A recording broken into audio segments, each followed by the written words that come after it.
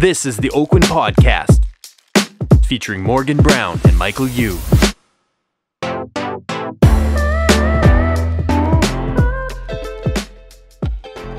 And hello, welcome to the Oakwyn Podcast. I am Morgan Brown. Michael Yu. And I'm the Podfather. And we are here on episode... We don't know. No, we don't. Actually, you had a interesting morning this morning. Did. Yeah, so you did your ultrasound. I did my 32-week ultrasound. Wow. And it was so special because I was just telling Michael that I had a midwife first, and this is a doctor, the second child, and it was so different. So they actually booked me in, and I got to go and like do a 32-week, and it was so like a little bit like I can see her face, I can see her fingers. They check for like what is it called? Cleft. Yeah, all that. Cleft. The the finger. thing that Wycon Phoenix has, right? Yeah. Isn't that what it is? Yeah. And He did pretty good for himself. he's amazing, actually. Yeah. He's a great actor. But yeah, it was like it was really great. It was good to see that she's starting to look like my son. Like she has You could tell that from the ultrasound? Yeah. That seems a bit premature. Yeah. Like, no, first, okay, definitely the nose. Like the Filipino nose is there. Oh, yeah, Like Sean's yeah. like, not my nose. Like it just like is so Filipino. And She she got looks, a schnoz on her. yeah, she looks a little bit like it's interesting as a woman growing a child. Yeah. You don't know. You're like, what does this baby look like? And Right. you're getting all these kicks and you're getting all these like warm feelings, and then you have no idea what's in you. And so that was a nice like, okay, there's like an actual child there. Yeah. Because 20 weeks it makes it feel real, right? really real. Yeah. Because 20 weeks, like you do a lot of, they're doing measurements. It's very little, tiny little fetus. Like it's very tiny. Mm-hmm. That's like a blob. It's like a blob. But Yeah. now she's like 3.5 pounds. It was There's 4 like a little pounds. human inside. Human. Of it. But it was great. It's kind of like the movie Aliens, actually. Except it doesn't eat its way out of you. No, it doesn't. That's No, that's not how it works. Is that what you were expecting with your pregnancy? That's what I was thinking. I was thinking like Sigourney Weaver. You were going to be disappointed, my friend. It was so good. But anyways, and we're just lucky to live in Canada to like have that technology, have that Yeah. system, because it's just awesome. Yeah, I mean, but was Sean in the same room with you? he was. Oh, And okay. you didn't get to have that. Yeah, with pre. so when we did our ultrasound, we went to another place, and then I actually had to like stand outside in the cold, and I was like telling like a guy at a bus, like, "This is my daughter. look at her." And like So that's funny. a bit of a different experience than like doing with your wife, like being right beside your wife and just Tearing and- up, Yeah. like looking at your It's different. spawn. But that's a tip.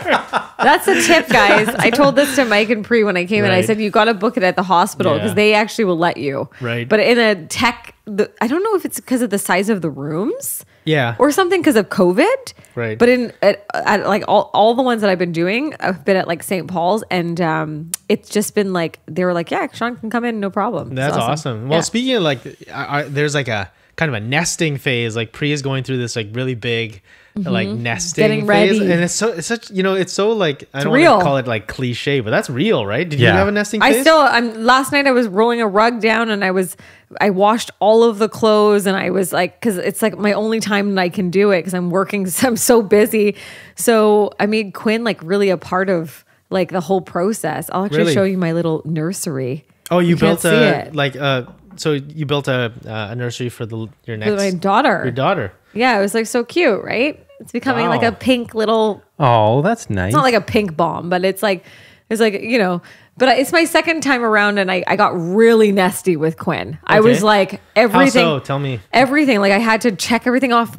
Like you saw my it's almost like my notes that I had to Yeah. have everything that I need, so I was Or you send me prepared. like this intense like prepared. like survival kit. Yeah, Yeah. like things like just depends. Like if you want to hold your child, for me, I'm like, I want to have a lounger. I got to have a couple of things there. So when she's napping, I'm not like smothering her.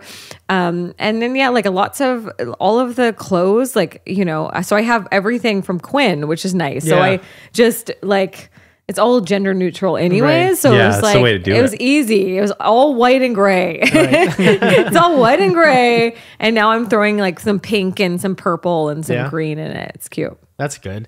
Yeah, Pri has been nesting here, like putting all this stuff together. I actually I built my own crib. Yeah. Wait, Do you feel like a not father? Like with wood or out of IKEA? No, like I assembled it.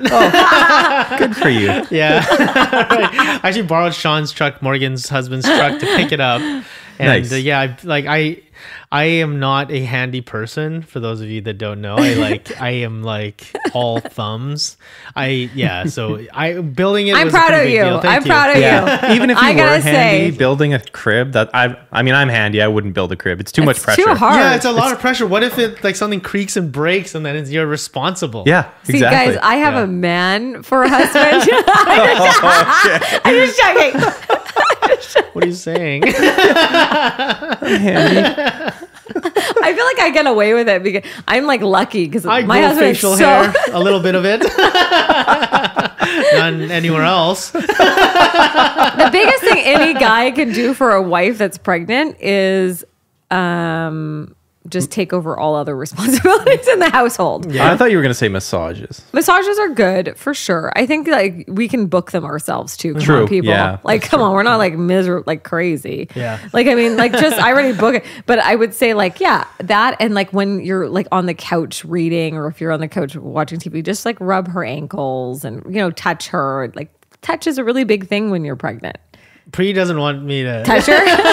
because she's like her body heat is just like hot. Yeah. And so like and I run very hot. You do. Hot blooded. I'm 100. You know that song? Yes. Yeah. I'm surprised you do. Yeah, I know that song too. I've listened to the radio. So yeah, so That's so because I'm funny. hot, like she's just like really sensitive to temperature right now. But this nesting thing, Yes. I actually want to hear about Morgan, your first home purchase. Okay. What was that Ooh. like? Good segue, Yeah. Mr. Michael Yu. My first home purchase ever is I actually saved up all my pennies. I saved up all my pennies, and my father was a very good. And for anyone that's listening that's going to have a daughter, this was like the best thing he gave. He said, you have to buy your house and you have to live by yourself before you move in with your spouse. Like it's like a, if you don't, I'm not proud of you. Wow, that's a lot of pressure. Like I'm not like, or I think I'm not proud of you. I'm not proud of you. This I is hope it. he doesn't listen to I'm the gonna podcast. withhold love He unless does. you do this. He does listen to my Okay, podcast. Dad. But he was really just he really stressed the importance of independence as a female and being able to like understand what bills are and understand like what strata fees are or whatever it may be, and also to take care of yourself. So before I even got into buying and selling with my current husband, I was like, it was very important for me to do that. So I actually ended up purchasing a studio Right? and living in it because it was sweet. And I lived at the Alto, which is on Howe and Davie.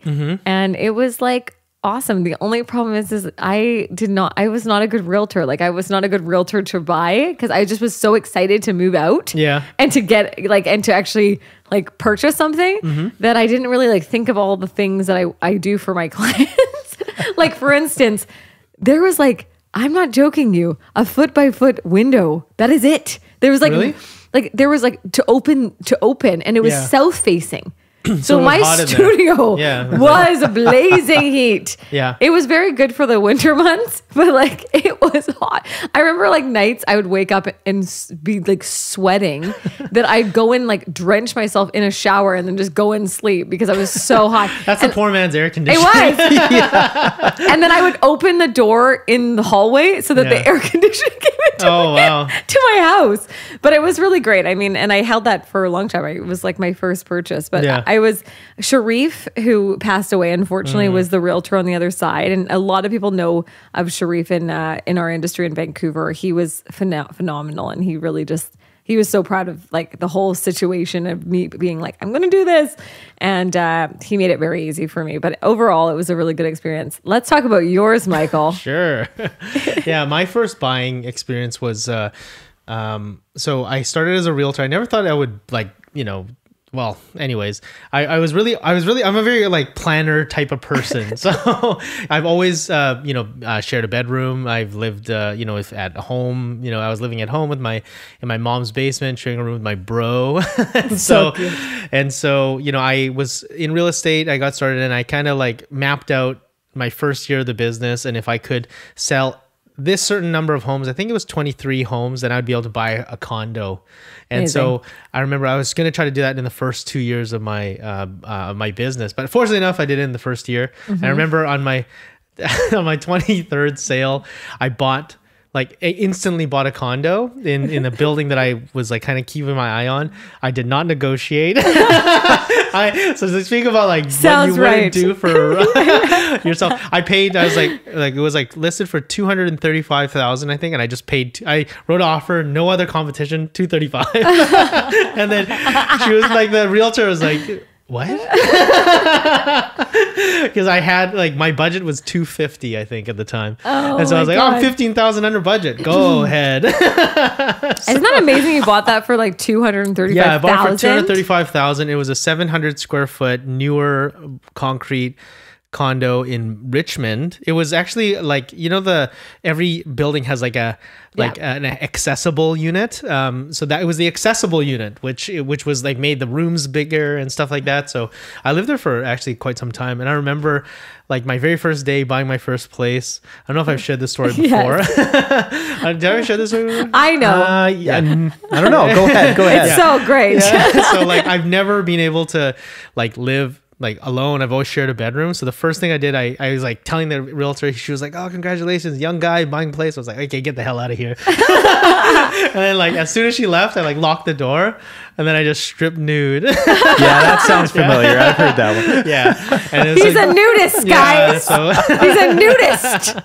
And that was my like big moment. And I was very proud of myself at that time. So, I feel like that's great. I think right now, specifically in the marketplace, I think a lot of people are feeling buyer fatigue, right? Wouldn't you say, Morgan? Definitely. I feel like there's a little bit of a glitch in the last like 2 weeks, just because they've been hammered or they've lost out of a lot of multiple offer situations. And so of course that's going to come with it. So we thought we'd bring up like how to deal with buyer fatigue, how to deal with buyers that are kind of losing some enthusiasm. And so up next, how to deal with buyer fatigue. Perfect. Hey everyone, thanks so much for listening to the Oakwyn podcast. If you would like to hear more about Oakwyn, please go to oakwyn.com/join and put into that message box pod 2021 and we'll get one of our leadership group and team to reach out to you and talk to you a little bit about our company. We'll talk to you very soon. I don't know. Oh my gosh. So everyone that's listening there, I just went through 4 takes and I couldn't blurt that out, and Morgan just like knocked it out of the park on the first one. This is how annoying she is. So pod 2021. Pod 2021. Mystery here we swag. go. Mystery See swag. you guys soon.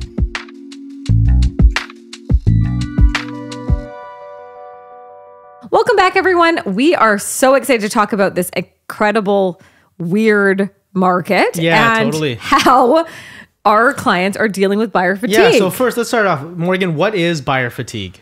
It's when your clients become less and less interested in actually the process of purchasing. Yeah, so it's like this loss of enthusiasm that buyers are feeling right now, kind of, being in the process of buying a property for a long time, maybe facing multiple disappointments week after week. So like, how do we kind of keep them engaged? How do we keep them kind of moving forward? So like, I think a lot of our agents at Oakwyn are talking about clients kind of falling off the map, right? And kind of like, they were really hot. They felt that they were really motivated and good to go. And then all of a sudden, like they disappear, right? So, and I think that there's like a little bit, I think we can start off by just talking about our agents getting fatigued too. Like I think like realtors in general, because speaking to a couple of our realtors this week, I had one of the biggest teams at our office tell me, hey, we wrote 11 deals on Monday and we got 1 or 2, right? Mm-hmm. And that's been every week. Like it's just been hitting home really hard. And so how do you basically change your mindset? And I think that's what we want to get into right away. So I think right off the bat, if you have this kind of defeatist mindset before going into a multiple offer, so it's kind of, this year it's back, multiple Mondays or multiple Tuesdays, multiple offered Tuesdays, multiple offered Mondays are back. So, week after week, sometimes losing on offers, it's kind of sets up this defeatist aspect in your mind. So it's really making sure that, we're really paying attention to our own personal mindset as the agent. Yes. Because that's going to really reflect on how your client feels. How do you overtake that? So when your client has lost out on 2 or 3, let's just say, sure, what are you telling yourself when going into the next, like, first of all, to bring your client back in, but also like telling yourself to push yourself forward? So, it might sound cheesy, but it's maybe a cliche, but gratitude is the key to happiness, in my opinion. If you have a real grateful heart, if inside in your mind, you're just very grateful for the opportunity to serve another human being on this transformative time of their life, or you just have you're grateful to have the opportunity to write an offer on this beautiful home and help the seller as well. And you're grateful to, be in a position where you're, not swinging a sledgehammer or building a crib or something. We're able to provide for ourselves by helping other people and serving them well. So having that as kind of the baseline, it always helps to kind of reset me when I'm going into the dark places, because it happens to us all. Yeah. How about you, Morgan? I think it's always, for me, it's all about confidence and feeling like just because, our clients have not got this property, it just wasn't meant to be for them. We've been in the industry long enough to know, okay, there has been a couple times where they could have won. They might have overpaid for it, but then we didn't get it and we found something so much better. Yeah. So I have that kind of faith. I have that faith, so confidence, being like, faith. Okay, you know what? This wasn't for you. We're going to continue and we're going to find you something better. That's actually meant to be for you. Right. Yeah. So it's the faith. Totally. And that confidence, it gets conveyed to your clients as well. If you have that confidence, I've seen it in other instances, and I've seen it within myself. If I lose that confidence, my clients lose that confidence too. So it's really a huge reflection there. So, that's a big tip. So how are we really setting the correct expectations? Yeah. Mike? So this is another big point that we want to really drive home. So with buyers, you really want to set the expectations correctly. Okay. When a buyer when you put yourself in a buyer's shoes and they're going into potentially a multiple offer situation, they have very high hopes that they're going to secure the property. Right. They're thinking that they're likely to get it if they were to pay the right price and if things are within their control. But ultimately, a lot of stuff is not in their control, and we have to really shed light on those things so that the expectations of the buyers are going to be correct. So this is a languaging I use a lot. Let's say a buyer is writing an offer and there's 10 other offers on the property. Right. I say, hey guys, we have a 10% chance of securing this property. And they're like, 10%, but we're no subjects. We have a deposit draft. They said, we have a 10% chance of securing this property. So let's not get our hopes up. It's a great home. It's great for the family. It's something that we're going to, expend our best efforts to securing, but it's 10%. So let's not go crazy. Yes. Yeah. And so when you set that expectation, wow, it changes people's mindset. They're like, okay, well, we're going to make really logical decisions here. They're not going to overpay. They're not going to overpay as much. Yes. And they're really going to take that into consideration. So that's something that I'm a really big proponent of.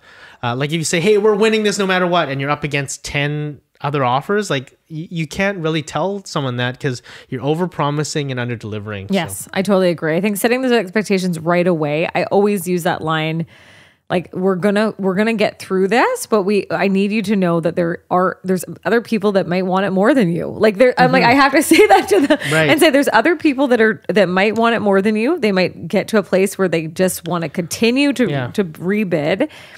My goal is always to make sure that they are considered. That's my biggest thing. So I always tell them, I'm going to make sure that you're considered, and then from there we'll see if it's meant to be for you. I'm more that kind of holistic. I like the 10% idea. I do think that that's a great way of phrasing it because they really do only have 10%. Yeah, even if there's only 2 other offers that you're competing against, you only have a 33% chance of securing that property, right? There's no we do not know what the other offers are looking like.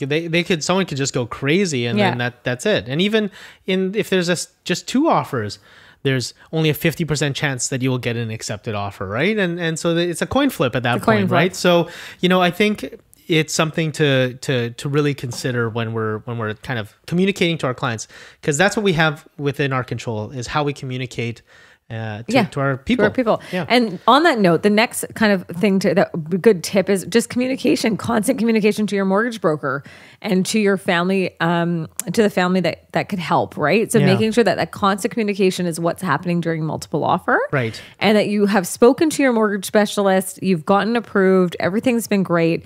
And the next phase of that is just making sure that during that process of negotiation and even just seeing the property, you're able to really nail down really all the facts that they need to do to make a really good offer. So that's gaining full transparency with the client, right? Really being fully engaged with the if you're working with a buyer and if they need a mortgage, you need to be in touch with their mortgage broker on a very regular basis to make sure that it's going to be safe for them to purchase the property.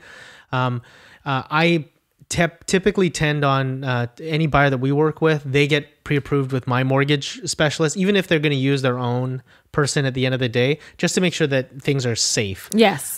Because interest rates change, things change. So, you want to make sure that you have a very clear idea of the client's budget so you can serve them really well. Right. But something that's happening really a lot right now, what I find is that a lot of buyers are getting help from family. Oh me too. I'm getting that a lot. Yeah. Like a lot of money. And if you don't know this, it could unlock like a different price band. It can unlock a better property. I'm going to share a quick story about us understanding this. So, we had a client who is looking for a house in Port Moody, which is a really busy market right now, a single detached home there. So busy. And it's really, really busy. My clients found the home of their dreams. There was 11 offers on the property. So I said, we have an 8.66% chance of winning this place. And I said, we have to, it was right at the top of their budget. And I said, we have to, we want to give ourselves the best chance. Maybe you want to talk to mom and see what she can help with. Okay. And mom said, I can help with $5,000. We won the property by $5,000. Isn't that amazing? So we wrote $1,500,000 and $5,000, and we won because of that $5,000. We did a really a really beautiful letter. Like we've talked about multiple offers in a previous podcast. If you haven't listened to that podcast, please listen to it. It's really good. And basically, they just signed off on it after getting the letter, getting the treats, and getting all this stuff. And from us, they were just like, we're just a little bit bigger, and they could have went back to everyone else, and everyone probably would have bumped it up. But we won. Okay, I have a very good story about that too. That just happened for one of my clients. And him and his wife were looking at a price bracket in North Vancouver that was up to 1.7 million for the family home, right? A family detached home. And they were very adamant to kind of stay in that price bracket. Yeah. But if everyone knows right now, that price bracket in Vancouver between 1.6 and 2 million is like nuts. It's really nuts. Right. It's an affordable detached home with a suite. And so we ended up going to bid. Things were getting overbid like crazy. And I had that same conversation with my client. I said, do you guys have any extra help? Because if we went into a different price bracket, like over 2 million in a different area, we would be able to successfully get, a place that you actually could stay in for longer, right? Like an actual home that's longer. And he goes, yeah, maybe I should ask my parents. They ended up getting a huge gift, like a massive gift, like a $500,000 gift from their family. Wow. And that's because the dad was like, I didn't even know you were looking. I didn't even know that you were helping. Think about asking, right? But you don't. I think as a family, you don't really want to ask unless you need to. And there was a little bit of that, but he was more than adamant to help this family, his family, and to see it.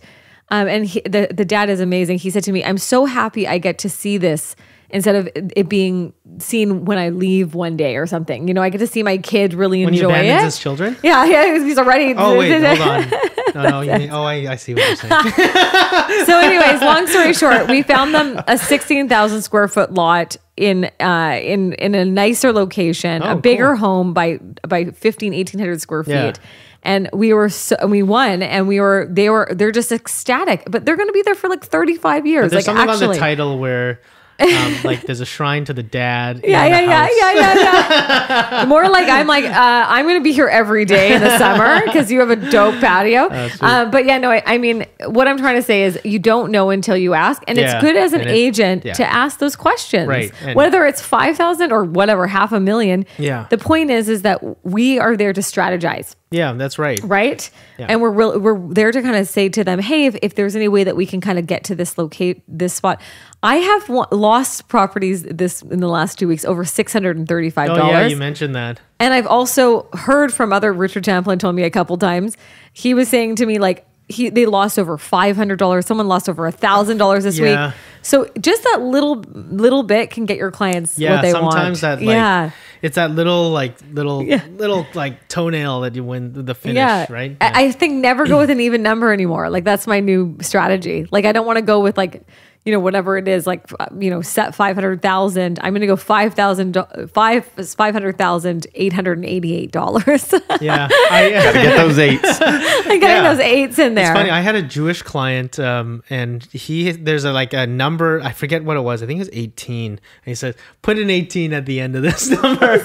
And like, that was the only, we wrote lots of offers on properties. We lost all of them. The one that he wrote 18 on, of course, he got that one. He's like, Michael, we didn't.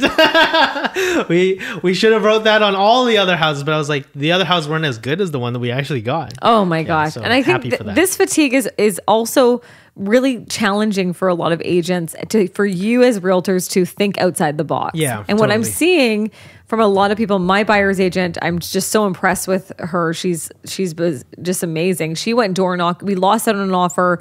She went door knocking. She picked up the seller, and now we're tied up in another property with that same client, and it's $30,000 less than where it is. And so I think to keep that motivation in you during this fatigue, you have to think in different ways. Yeah, thinking outside the box is huge. It's thinking outside the box, which is big.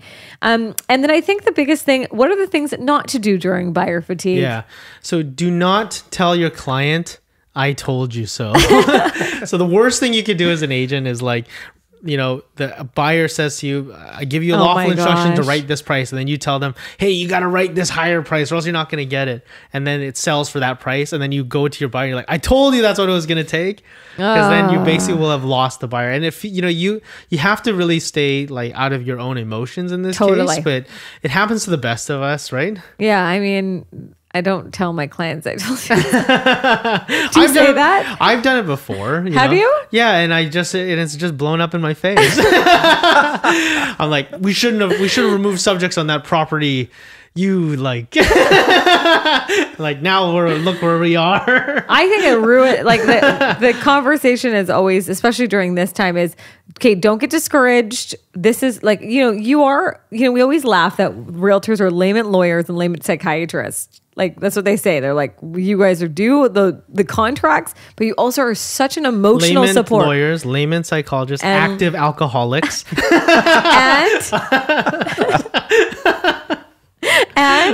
and like butlers. Like, I mean, come on. We're like butlers. We're active butlers. But yeah, just kind of keeping them very engaged, which is really important. I think that's the biggest thing. That's what the big takeaway, I think, also is keeping them, even though they decided to kind of maybe take after a couple offers, or maybe we should take a break, guys. Like, what should we do?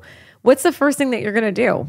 Do you immediately say to them, you know what, I respect that, let's touch base in the next couple of weeks? Or is it okay, I'm going to send you some other properties that we can think of? How do you... I would try to find and understand the source, Mm-hmm. Obviously when someone's saying that, they're very frustrated, mm-hmm. right? And it's completely normal to be frustrated, be very emotional. It's a transformative time in their life, right? Mm-hmm. And, we've all gone through transitions in our life where it was just kind of we want to make a really logical decision. And I always dial it back to, hey, what's best for you? What's best for the family? Is it best for you and the family to buy a property now, or better for you to do that later? If it is better for you to do it later, let's do it later. If it's better for you to do it now, let's do it now. And it's, if you feel that kind of that frustration, it's just understanding what that is. Yes. So it's taking it in and not reacting right away. So as their guide, as their realtor, you really want to take like a step back and just analyze the situation, because in some cases it's wise for people to take a break, but in a lot of cases it's unwise for them to take a break. Right? Yeah, I think so too. Like keeping the end goal in mind, right? Keeping the end goal in mind, having faith, and then really what's best for your clients at that time, right? So those are the three kind of takeaways for it. So let's talk about those key takeaways. Are we already there? Yeah, let's do it. Yeah. So the first one would be what? Your mindset. Yeah, keeping a really solid. Your Morgan has the mindset. cheat sheet. I have no cheat sheet. The mindset. Yeah. can see Your you mindset. now, Don't be we're on defeated. video now. Don't be defeated. The second is setting your clients' expectations correctly. Right. And the third is constant, transparent communication. And if you can kind of conquer those three big things, and also the last one is don't tell them you told them so. The bonus one. The bonus Don't one. shove it in their face. Don't shove it in their face, because Right. you want them to feel engaged. You want them to feel like you're on their team, which is, I say that probably more than ever to my clients. I'm there for you. I'm on your team. I got your back. It's okay. I got you. And sometimes people just need that like faith that there's a group behind them thinking about them. Right, totally. Yeah. And I think on that note, guys, thanks so much for listening to the Oakwyn podcast. If you've enjoyed this podcast, please rate it 5 out of 5 on any platform you're listening to it on. And also, if you're interested in Oakwyn, if you're an agent out there that's interested in Oakwyn, go to oakwyn.com/join and type in the message box pod 2021 and you'll receive a free piece of mystery swag. Okay, guys. Thanks so much, see you next time. guys. Bye.